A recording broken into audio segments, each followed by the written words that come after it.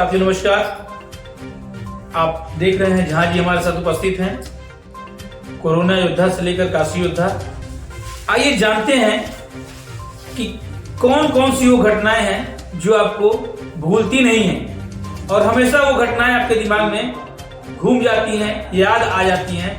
जहां जी बताइए कुछ विशेष जो आपके साथ सेवा के दौरान घटी हो। वो 27 मार्च 2020 का समय था और हमें चंडीगढ़ से फोन आया था कि कजाकपुरा में कुछ लोग 2-3 दिन से भूखे हैं। तो हमें भोजन लेकर जब मैं गया वहाँ तो हमने देखा कि छोटे छोटे बच्चे अखबार को अपना निवाला बना रहे हैं। मन बहुत दुखी हुआ, चक्षु से नयन निकल गए और क्या कहूँ। फिर हमने उस बच्चों को भोजन दिया और लगा कि एक एक आदमी, हमको लगा कि 5-5, 6-6 आदमी का खाना खाएंगे जैसा लगा, लेकिन भोजन हमारे पास कम था।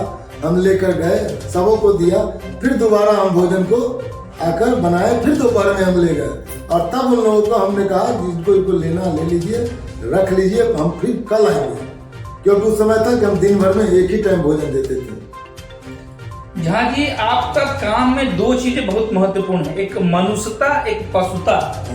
आपको कई जगह मनुष्य के रूप में इंसान मिले होंगे, कई जगह पशु के रूप में भी लोग मिले होंगे जो गलत व्यवहार करते होंगे। इस तरह की कोई घटनाएं तो दर्शकों को बताएं। हाँ, इस तरह की घटना थी। जैसे हम कोरोना में बाईपास में थे तो बहुत शिक्षित लोग आए और कहते क्या कि वीडियो बना के पैसा कमेगा। उनको इनसे सरोकार नहीं था कि हम हाईवे पर जो पलायन कर रहे हैं, पैदल लोग जा रहे हैं, उनको भोजन करा रहे हैं, उनको हमारे वीडियो पर आपत्ति थी। तो कहते हैं ना कि कुछ लोग काम करेंगे नहीं लेकिन आपके काम में औरंगा जरूर डालेंगे। ऐसे लोग बहुत सारे लोग होते हैं। तो लोगों से आप मतलब लेते हैं सेवा भाव के रूप में, द्रव्य भी लेते हैं, मुद्रा भी? नहीं, हम जैसे आपको भोजन देना, बच्चे का जन्मदिन है, आपकी वैवाहिक वर्षगांठ है, किन्हीं की पुण्यतिथि है, आप भोजन सामग्री दीजिए, दुकान वाले को पेमेंट करिए, हमें अनाज दीजिए, हम भोजन बना के वितरण करेंगे। पैसा नहीं लेते हैं? पैसा नहीं लेते हैं। आगे क्या मतलब चाहेंगे कि लोग आपको किस तरीके से मदद करें?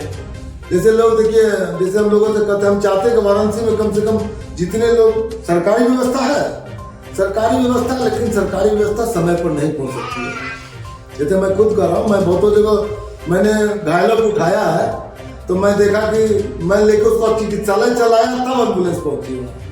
मैं उनको चिकित्सालय लेकर चला। तो यहाँ एम्बुलेंस की बहुत ज़्यादा आवश्यकता है और वाराणसी में सबसे ज़्यादा यदि कहीं घाटों पर होती है अंतिम संस्कार तो वाराणसी में ही होता है। लोग बाहर से भी आते हैं और वाराणसी के लोग भी रहते हैं। यदि सरकारी सुविधा समय पर मिल जाए तो फिर आपकी क्या आवश्यकता है? सरकारी समय सुविधा पर तो नहीं मिलती, समय पर नहीं मिलता है ना, इसीलिए आप लोगों की जो है हमारा ये सरकारी सुविधा जिस दिन परिपक्व हो जाएगी, जनता को समय पर मिलने लगेगा, हमारे जैसे लोग आराम से घर में रहेंगे, सोएंगे।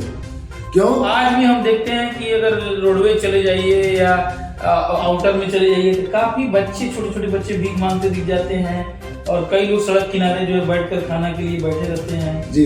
ये काफी आपको इस एरिया में दिख जाता है। जैसे देखिए, यहाँ आपको मैं एरिया बता दूं, यहाँ एरिया पर जैसे आप मरुआडी जाएंगे, मरुआडी जो बनारस का 8 नंबर प्लेटफॉर्म है, वो क्षेत्र वो मजदूरों की मंडी है।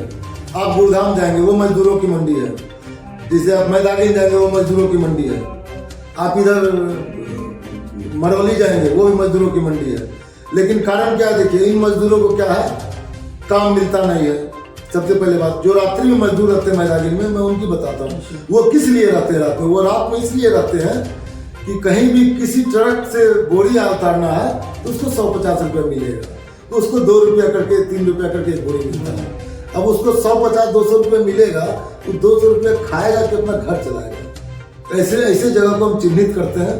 वो मजदूर आप देखेंगे तो आपको दुकान के बाहर सोए मिलेंगे, आपको वो डिवाइडर पर सोए मिलेंगे, सिर्फ 2 पैसे के इंतजार। कुछ तो ऐसे जगह होते होंगे जहाँ चिन्हित है कि वहाँ आपको जाना है, वहाँ देना है प्रतिदिन? जी जी जी।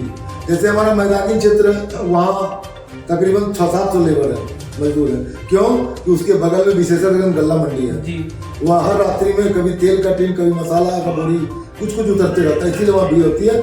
और वहाँ मणिकर्णिका घाट पास में है, तो जो लोग बाहर से आते हैं उनके शवों को भी मजदूर पहुँचाते हैं घाटों तक। इसीलिए हमारा वो पसंदीदा क्षेत्र है मैदानी। तो बगल में बाबा काल भैरव भी है, तो लोग जानते हैं कि भैया विश्व कला भोजन रहता है कि हमारा काम है कि भूखे को भोजन, प्यासे को पानी, यही है जीवन की कहानी। बहुत सुंदर कार्य कर रहे हैं आप। ये बताइए कि अभी जो आप क्या विस्तार भी करेंगे कि वाराणसी के बाहर भी इस चीज के बारे में? जी, हम वाराणसी के बाहर में इसको सोच रहे हैं। वाराणसी में बात हमारी चल रही है, जैसे बात चल रही है बिहार के पूर्णिया में, बात चल रही है बिहार के जमालपुर में, बिहार के पटना में। देखते कि हमारा ये चाहिए कि जो लोग काम करेंगे वो प्रतिदिन काम करें। ये नहीं कि हमने संस्था खोल दिया तो वहाँ लोग काम कई ऐसे लोग हैं जो समाज सेवा के नाम पर लोगों को ठगी कर रहे हैं, जी, इसके जी। बारे में क्या कहना चाहेंगे? देखिए, कहना चाहिए चाहेंगे धन उगाही से आपको धर्म नहीं होगा।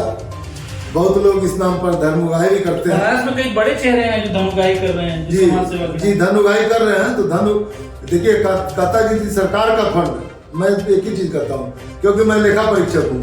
यदि सरकार का फंड मिलता, आप जनप्रतिनिधि हैं, आप उसका यदि 60% भी खर्च करते हैं तो आप जीवन भर नहीं हारेंगे।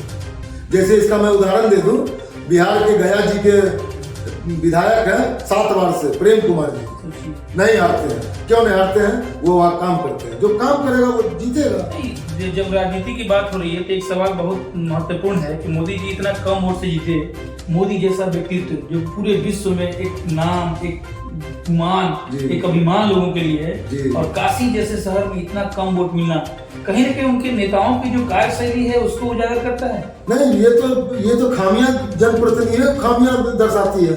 जनप्रतिनिधियों की वजह से मोदी को क्यों इसको भोगना पड़ी इस चीज को लेकर? हाँ, नहीं, प्रधानमंत्री को नहीं भुगतना चाहिए।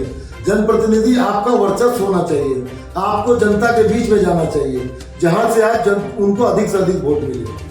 उनको वोट मिलता, आपको मिलता है उनके नाम पर, लेकिन आपके नाम उनको आपके नाम पर नहीं मिलता है। मतलब उनकी कार्यशैली को प्रश्न चिन्ह लगा हुआ है। हाँ, प्रश्नवाचक चिन्ह लगा हुआ है। तो आप थे हमारे साथ झा जी, प्रणय झा जी, जिन्होंने बड़ी ही बेबाकी से कुछ सवालों के उत्तर दिए।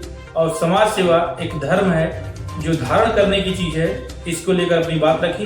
इन्हीं शब्दों के साथ मैं वाणी को विराम देता हूँ। जय हिंद, जय भारत। Thank you.